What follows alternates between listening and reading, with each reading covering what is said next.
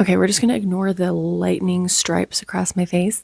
So, hi. So this is officially my first booktube video on my channel. Originally, my channel was like a beauty thing, and now it's a book thing. If you follow me on Instagram, you know that I am obsessed with Amy Harmon and all that she writes. If you don't know who Amy Harmon is, she's a freaking genius. She writes in multiple genres. Fantastic author. So out of her 20 published books, there are 10 that are my favorites, and that is simply because I have a few duologies in here. First up is The First Girl Child and The Second Blind Son. Okay, if you love mythology, you love Norse mythology and Vikings, we have this Viking world. And something happens, and all of a sudden, no girls are being born.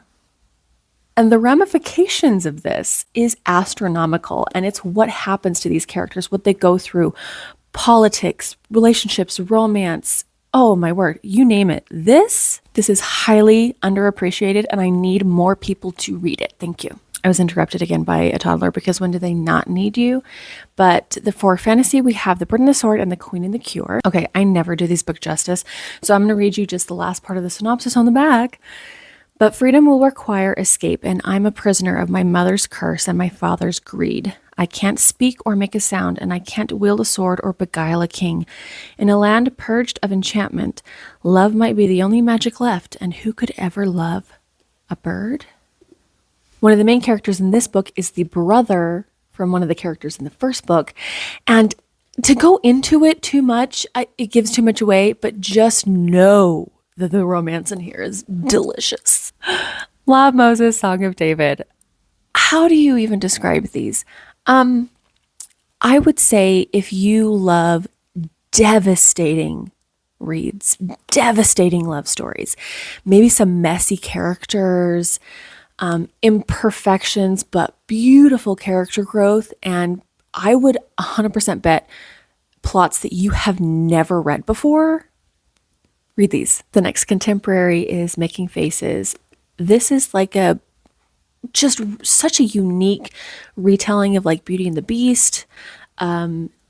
It's sort of set around 9/11. Those type of events inspire some choices characters make, but it's not a huge part of the plot. I do recommend doing the physical copy if possible, because the audio and the ebook do not have an extra content at the back that the physical copy does.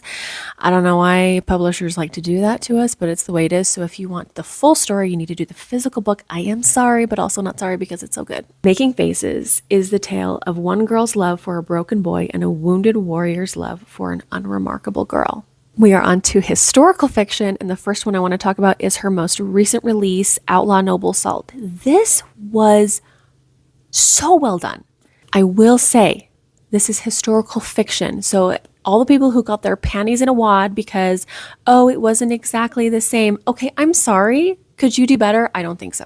If you love character growth, if you love romance, if you love the idea of giving a person in history where we actually don't know all the details of where he was for a certain amount of time in history, you want to know what that could be like, the idea of like maybe giving this man a beautiful love story, read it. The next historical fiction we have is What the Wind Knows.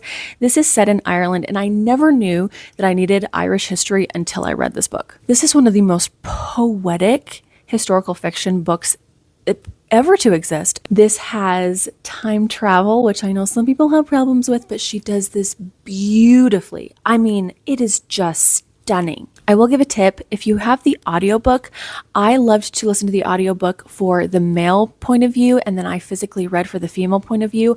I am telling you, that was like pure magic. And lastly, we have From Sand and Ash. This is historical fiction set in World War II. I know, there's a million of them, but this is set in Italy.